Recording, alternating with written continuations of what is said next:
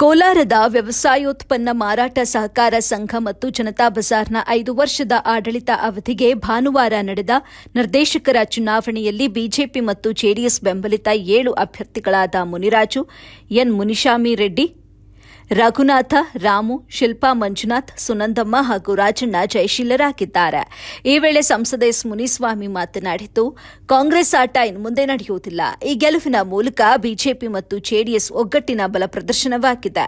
ಇದು ನರೇಂದ್ರ ಮೋದಿ, ದೇವೇಗೌಡರ ಮತ್ತು ಕುಮಾರಸ್ವಾಮಿ ಅವರ ಗೆಲುವು. ಸುಳ್ಳು ಗ್ಯಾರಂಟಿ ಘೋಷಣೆ ಮತ್ತು ಸರ್ಕಾರದ ಮುಖಂಡರು ನಾಮಪತ್ರ ವಾಪಸ್ ಪಡೆಯುವ ವಿಚಾರದಲ್ಲಿ ಕುತಂತ್ರ ನಡೆಸಿ ಸಂಜೆ 4 ಗಂಟೆಯಲ್ಲಿ ನಾವು ನಾಮಪತ್ರ ವಾಪಸ್ ಪಡೆಯೋದಿಲ್ಲ, ಚುನಾವಣೆ ಎದುರಿಸುತ್ತೇವೆ ಅಂತ ಶಾಕ್ ನೀಡಿದ್ರು.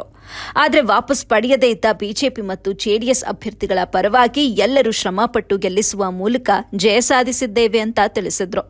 ಇನ್ನು ಸಮಾಜ ಸೇವಕ ಸಿಎಂಆರ್ ಶ್ರೀನಾಥ್ ಕೂಡ ಮಾತನಾಡಿದ್ದು, 30 ವರ್ಷ ಕಪಿಮುಷ್ಟಿಯಲ್ಲಿದ್ದ ಆಡಳಿತ ಈ ಗೆಲುವಿನ ಮೂಲಕ ಪಾರದರ್ಶಕವಾಗುತ್ತೆ.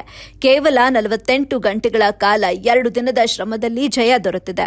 ಜಯಶೀಲರನ್ನಾಗಿಸಿದ ಸೊಸೈಟಿಯ ಗೌರವಾನ್ವಿತ ಸದಸ್ಯರುಗಳಿಗೆ, ಶ್ರಮಿಸಿದ ಪಕ್ಷದ ಮುಖಂಡರಿಗೆ, ಕಾರ್ಯಕರ್ತರಿಗೆ ಹಾಗೂ ಪರೋಕ್ಷವಾಗಿ ಪ್ರತ್ಯಕ್ಷವಾಗಿ ಕಾರಣರಾದ ಎಲ್ಲರಿಗೂ ಹೃತ್ಪೂರ್ವಕ ಧನ್ಯವಾದಗಳು ಅಂತ ಹೇಳಿದ್ರು.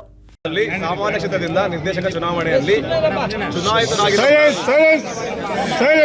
ಚುನಾಯಿತರಾಗಿರುವಂತವರು ಮೊದಲನೆಯವರು ಶ್ರೀನಿವಾಸ್ ಗೌಡ ಕೆ ಸಾಮಾನ್ಯ ಸ್ಥಾನ, ಭಾಸ್ಕರ್ ಎಸಿ ಸಾಮಾನ್ಯ ಸ್ಥಾನ, ಮುನಿರಾಜು ಕೆಎಂ ಸಾಮಾನ್ಯ ಸ್ಥಾನ, ಶ್ರೀನಿವಾಸಪ್ಪ ಸಾಮಾನ್ಯ ಸ್ಥಾನ.